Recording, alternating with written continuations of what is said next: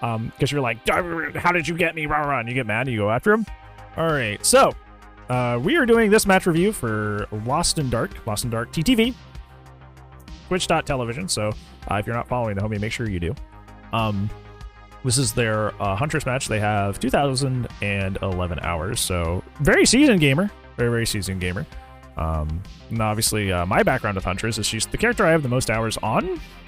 So obviously, I have probably the best kind of characters to send me matches for are probably like Huntress, Billy, Deathslinger, Wesker, that sort of thing, because those are the characters I play the most. So yeah, trying to get off the UI. I was just trying to get away from the UI. That's all. Well, Cold Tower. Cold Tower is such a like size-wise, it's a fair map, but like it can spawn some nasty setups. Wow, you're playing Huntress on console. You were a brave lad. Brave lad. Are you as loud? No, it was, I could just turn it down. Okay, good shot. Good shot right away.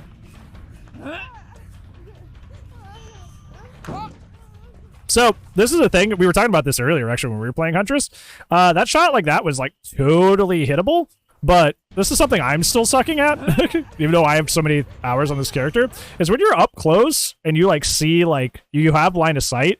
Unfortunately, the collision in this game is just really bad. The collision in this game is just like awful.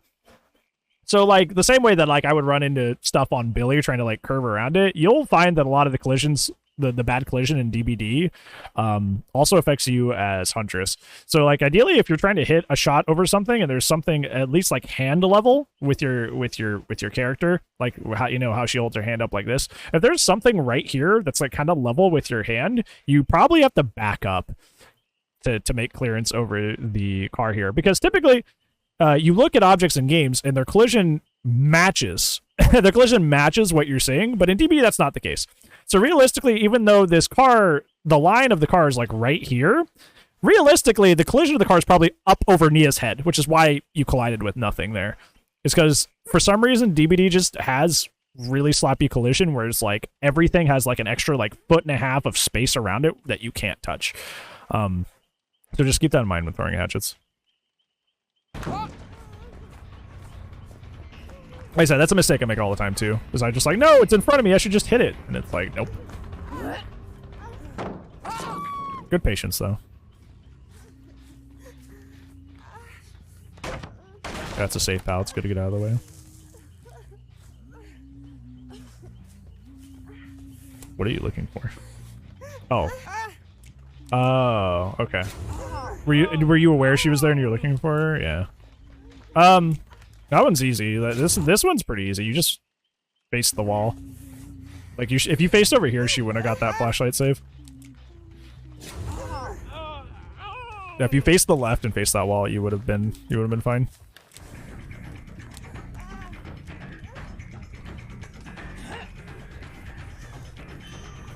I see this a lot.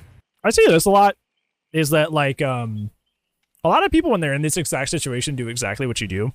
And I guess it's like emotionally the natural thing to do, because like you get flashlight blinded and your first response after getting unblinded is to go after the flashlight saver, right?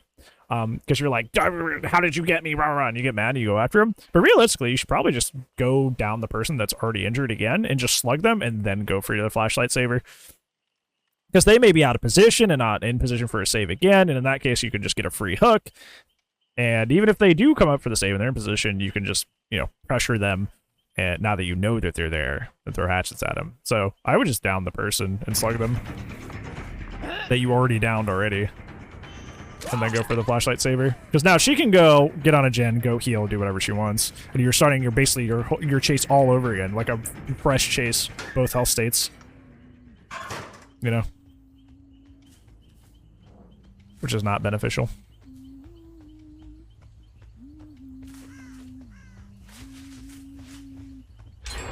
Yeah. You probably hopped on that gen too, based on where that is.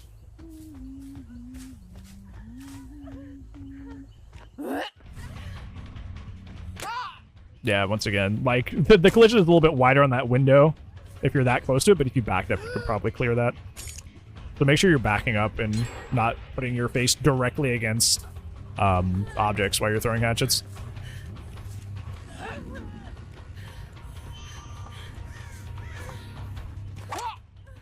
Okay. That's just stuff that comes with practice, is learning your flicks. Especially on controller, it's really, really hard. That just comes with time. But, like, do you see what I mean by the like, slug, like, try to go for a slug situation, try to down the person. Even though, like, the flashlight save happened, that person's still injured and they were still the easier chase. And the time they wasted, was not comparable to having to start a brand new fresh chase with Michaela that you did, you know? Because that's why 2 gens went, is because you committed to a full 30 to 40 second chase with Nia, flashlight save happened, and then you committed to a brand new 30 to 40 second chase. So that math starts adding up, right? Oh, they're 90 seconds now, right? Sorry, misspoke there. Yeah, that starts adding up, right? Like, between, like, picking people up and hooking them, if you have 2, you know, if you essentially have what amounts to, like, you know, 2 90-second chases, because, you know, 2 fresh chases, like, that's 2 gens, right? Even if those people were solo. So that's why that stuff's important. Like, I'm not saying it, like, I know in reviews, it's kind of like, it's scary, because, like, you're in the hot seat, right? And you're like, oh my god, like, criticism is a hard thing to take, because it might come off as, like, mean, or like I'm like somebody's talking down to you. But, like, this is why I try to show, like, examples like this right here, that why the 2 gens are gone are because you started 2 fresh chases, and this is going to be your first hook to speak for all that time. Whereas if you had that first 40-second chase, had flashlight save, oh darn, and then just had another 30-second chase, you would add the hook immediately. Well, it was more be like a 20-second chase, because they're already injured, and you would have shaved off that time. Trust me, yeah, but not a lot. But, like, a lot of people take criticism differently and take it, like, really personally, which is, you know, not great, but that is a thing in the world. You were trying to get the Neo, which was good, but she got in the way, which is fine.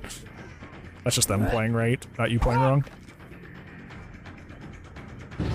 If you like doing that sort of play right there, if you like doing that, where you just want to, like, bring your hatchet up and throw it right away, use Babushka. Or any, yeah, just use Babushka. Because then you'll be able to raise your hatchet that quickly and throw it. So if you like that playstyle, use that. Because most Huntresses, you're using no add-ons, which is fine. Which is fine. Base kit, Huntress has a great base kit. But, like, Huntress has different playstyles in the same way that, like, Billy has different playstyles.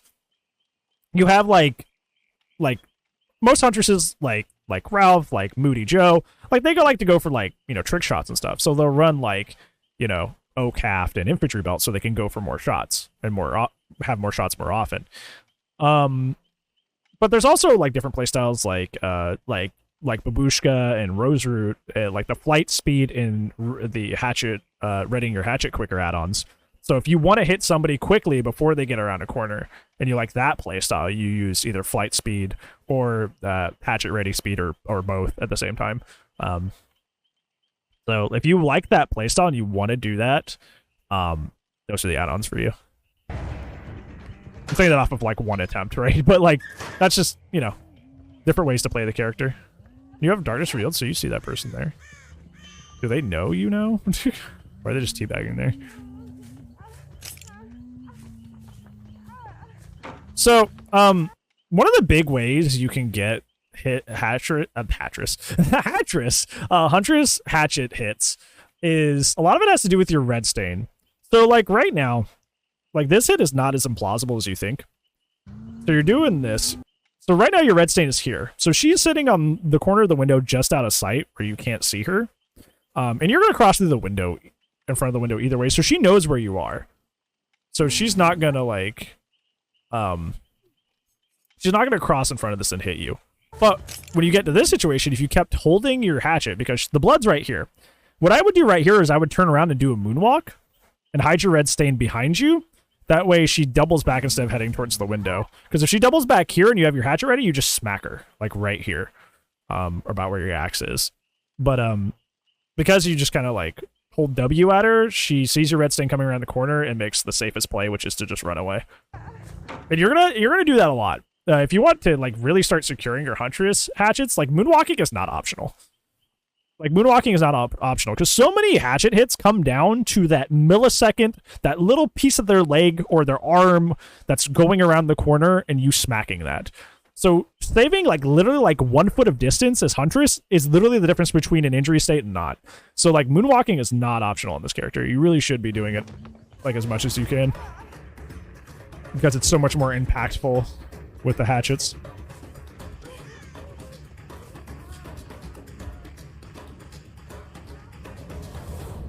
I mean, vaulting isn't the worst in the world. Good job getting her and not the person off hook. Right, she has to go mend. That's a time waster. That's good. Good job facing a wall that time, so she couldn't flash that save.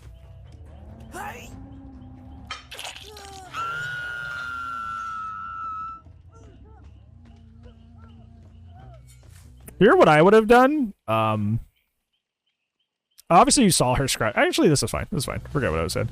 I would say if you wanted to make sure nobody was around, you do have darkness revealed, so I would just reload and make sure that nobody was around, but you were just following the scratch marks of an injured survivor, which is also fine, as long as the chase is quick.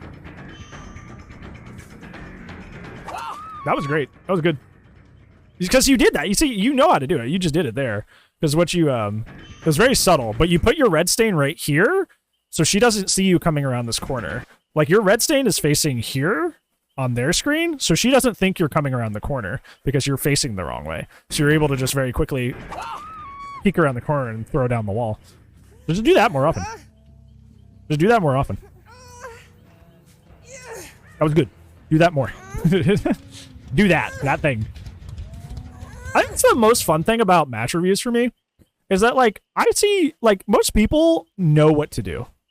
It's either just a confidence thing or a practice thing. Like, people are better than they think, and they don't give themselves enough credit. And it's just, like, they just don't have either the confidence or, like, the practice to, like, follow through with the good things they do. Or maybe not even the awareness that, like, certain things they do are really, really good. So, it's mostly just, like, you know, as much fun as it is to be like, hey, you need to do this better, it's also fun to be like, hey, you're doing this great. Keep doing that. You know?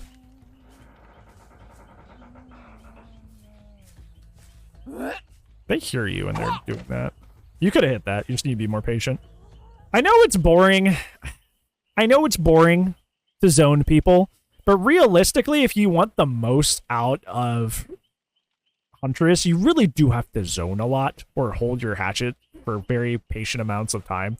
You could have hit that, but you just had to hold your hatchet longer, essentially.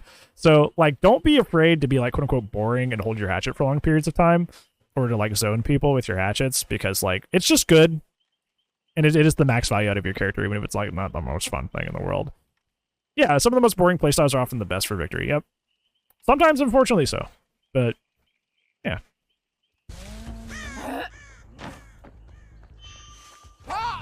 You could have hit that. That was a little bit too much hesitation that time. But like you said, that's more like practice and not so much like a... Like, I can tell you like what you did wrong, but it's mostly just a, like, it's more of a feeling thing. I can tell you where your feeling went wrong, but it is mostly just a feeling thing. Like, that time you hesitated. So, that's fine. Go after her.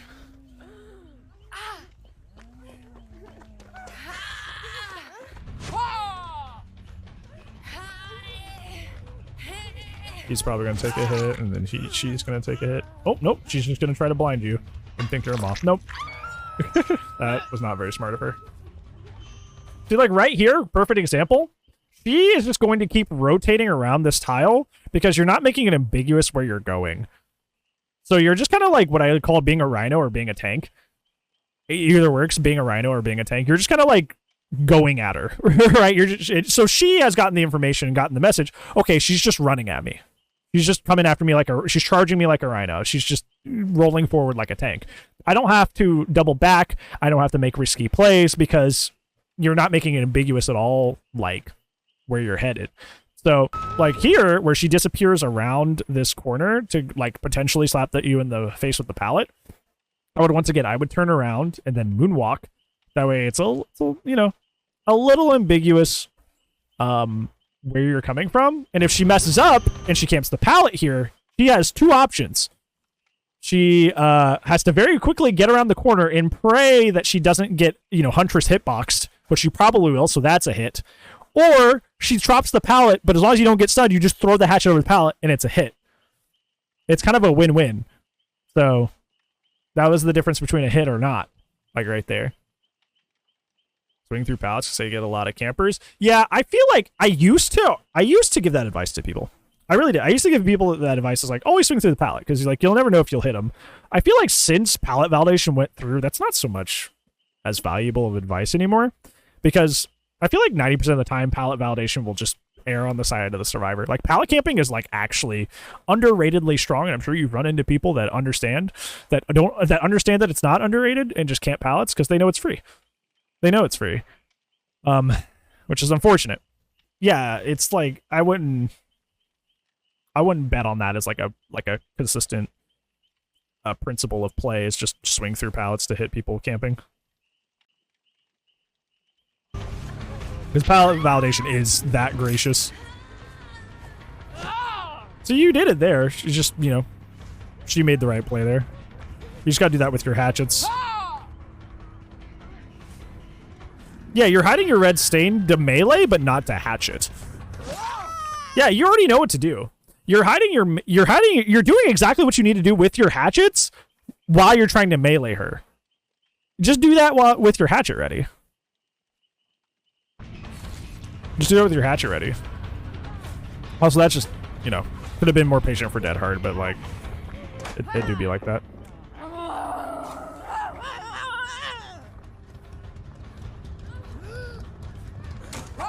Oh, just the sandbag. That's so tragic.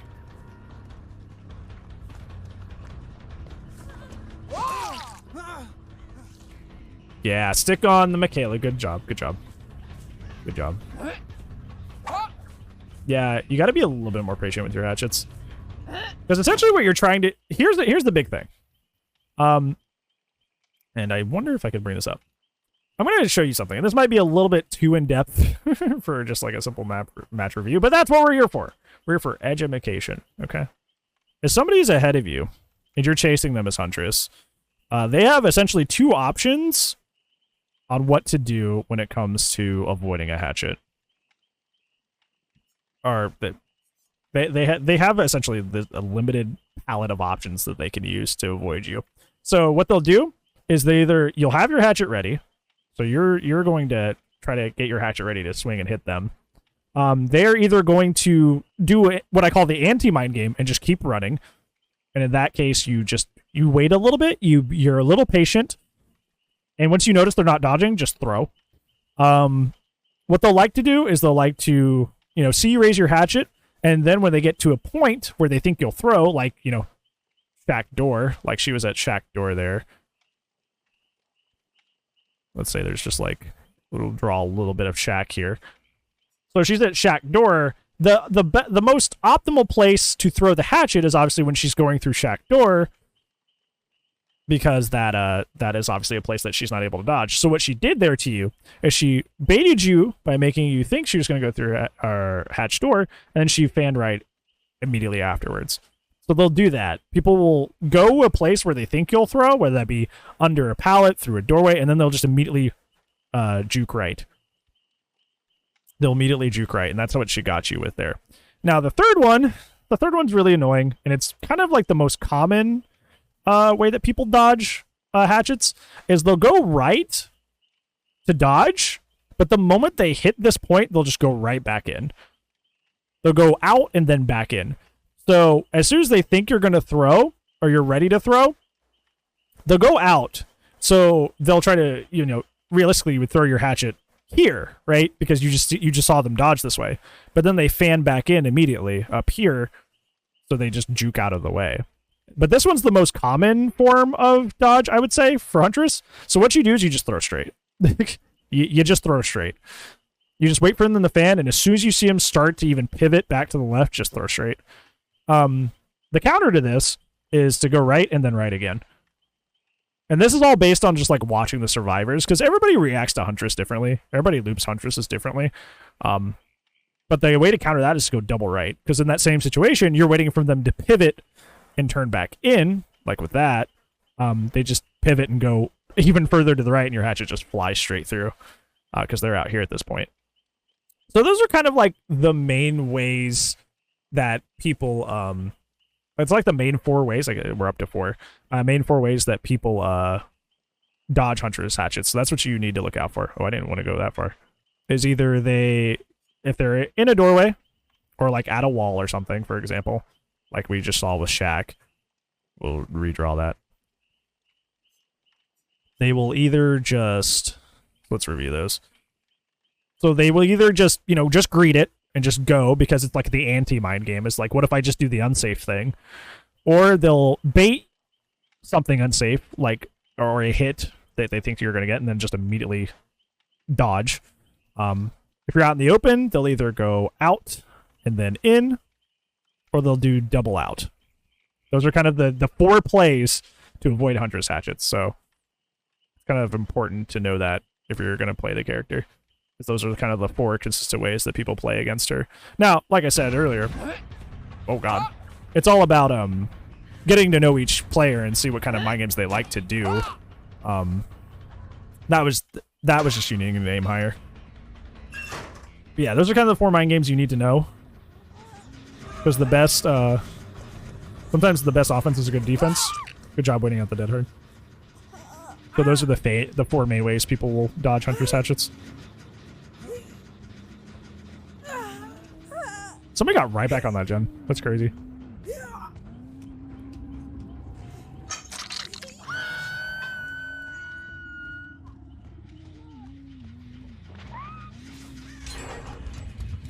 You looked away from the gen when somebody was right there. Did you just not see him?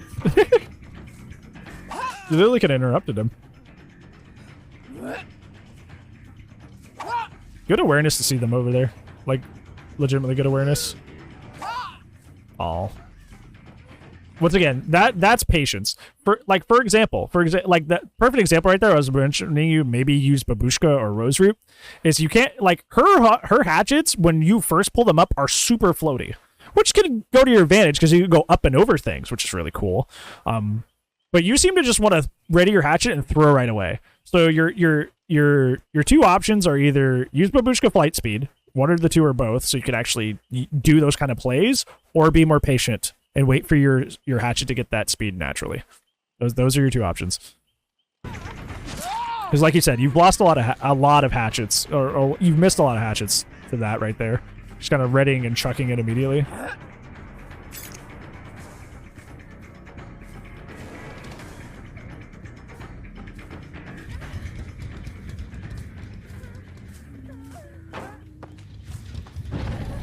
Yeah, it seems like you only want to mine or like moonwalk when you're going for melee, but you should be moonwalking with your hatchet out. Definitely moonwalk with your hatchet up.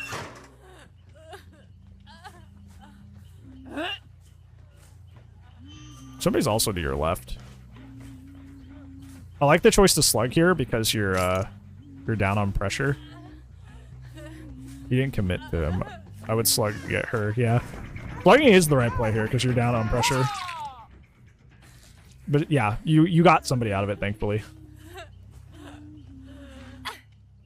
Good.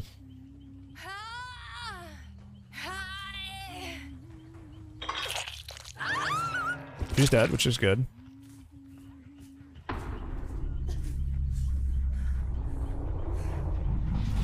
Yes, this is the right play.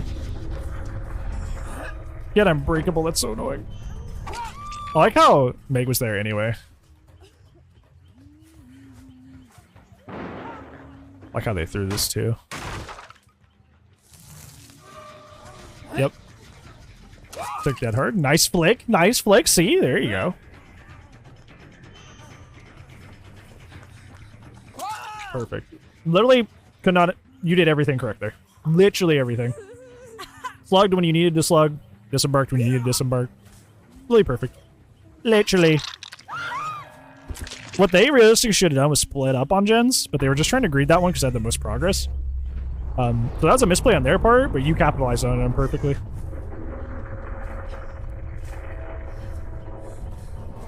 Very small, very incredibly small thing that doesn't really matter.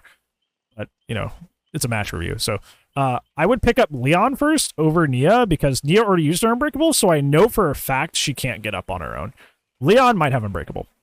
Not like it matters because you're 2 people dead and they're not going to get the gen done, but like, you know for a fact Nia already, yeah, yep, there it is. There's his UB. See, if you had picked him up first, he wouldn't have got up. Yep, there it is. See, I know my stuff. I know my stuff.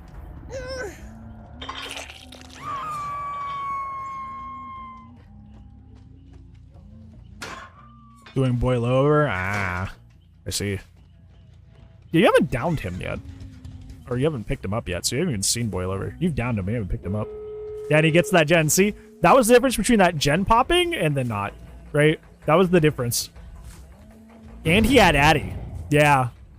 This whole chase happening right now, prevented by picking them up in the right order. Isn't that interesting? How much that affected?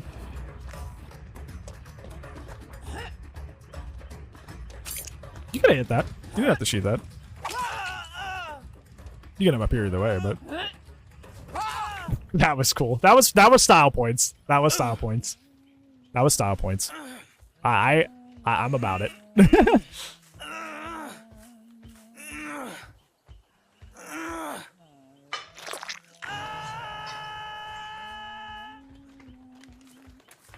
Yeah, basically, like, yeah. I think the only thing that was like really like off is like you had 2 full length, really difficult chases at the beginning, that ate up a lot of the time and kind of made your late game more of a crunch than it needed to be, which is why you had to like slug so hard to win. Which if you had to like after that, then it's like, yeah, you could have had an easier match. Yeah, you definitely could have had an easier match. Yeah, we're just gonna hold on. I'm gonna peek their perks real quick, or we're not gonna give them the satisfaction of their after chat. All right, so you had no slowdown, and then they had proof. That was a Michaela. Oh, hey Wes, how's it going? Yeah, double UB. Yeah. On console, oh, okay. Yeah, they had really, really good builds. They had very, very stacked builds. Very, very stacked builds. Very, very stacked builds. And you upped them and they were mean to you. That's so tragic. That's so tragic. Alright, so with this, I feel like the main takeaways, so 2 for this one. Ooh, indigestion there, sorry. Main takeaways, when you get flashlight saved, it's always more efficient, unless the person that did the flashlight save is also injured, to chase the person you already downed, because they are, you know, intrinsically the easier chase because they're already injured. Like, that's just math. That's simple math, right? Like, you chase a person, you hit them to get them injured, and then you have to chase them some more to get them down, right? If somebody's already injured, that's only half of that. You only have to do half of that effort, right? So Nia at the beginning was, after she got flashlight save, you should have went and downed her and not Michaela, because like the reason you ended up like down 3 gens like pretty quickly into the match is because you started a chase and finished a chase with Nia, which is about 40 seconds, and then you had a flashlight save, so that added like 10-15 seconds. So we're up to 50 seconds, right? And then you decide you're going to start a brand new chase with Michaela, who's completely fresh. So that's another, 40 seconds. So that's 90 seconds, right? If all 3 people, or not all 3 people because there's a flashlight save, but 2 people were split up on gens, that's 90 seconds, right? If the rest of the team is on gens, that's 2 gens. Because you decided to have 2 completely fresh chases back to back. It's 2 gens out of the way, really, really early. And a lot of killers end up in this situation and they'll turn around and be like, oh my god, they're jet rushing me. And it's like, well, you did have 2 full chases. And for 2 full chases, you only had 1 hook to speak for it,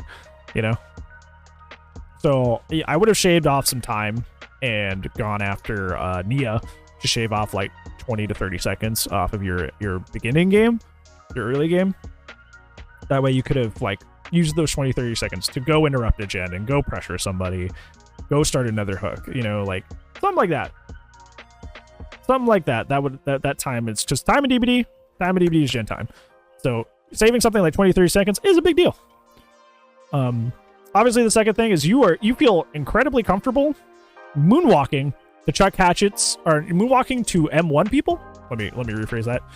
You feel incredibly comfortable moonwalking to get the M1, but you do not M1 to throw hatchets. And realistically, one of these is way better than the other, right? Like moonwalking to get the M1 probably feels more comfortable because you're not used to playing Huntress as much. But moonwalking with the hatchet up is even better because obviously it's a ranged attack, so you can you know, throw the hatchet all the way down an entire loop and smack someone if you do that moonwalk. So you should incorporate moonwalks not only into your M1 play, but also using not even just Huntress, but like any power that you use, like with like Wesker, with like Billy, with like Deathslinger, basically any character that's like precision based at all. Like you have to hit something at long range, whether that be a rush, whether that be a ranged attack itself. Any character that you should be last second getting a hit for some reason, you should be moonwalking around corners and hiding your red stain. Which you do like every once in a while, mostly just at 4 lanes because it's a little easier. But you need to do that like all the time. Got generous the other day when playing Wesker, missing bounds left right in the moment. Thought it was them, and I realized it was my fault. Awareness is good. It is. It is. And that's why like the match reviews are good, because even if you win, I can tell you our match could have been much less of a headache. No pun intended. Yeah, those would be my 2 things. If somebody flashlight saves, prioritize whoever's injured. If they're both injured, yeah, you can go after the person that flashlight saved. But if the other person's fresh, I would just re-down the person that was just saved, because it's the easier chase, therefore it saves more time. Whereas on the flip side, chasing that healthy person is a time waster, and you don't want to waste time because time and DBD is gen time. But obviously, like I said, moonwalk to actually land your hatchets. Start doing that. Yeah, everything else was really minor. Really minor. You had some really your flicks are improving. Your flicks, your hatchet flicks are improving it, and those are especially difficult on console.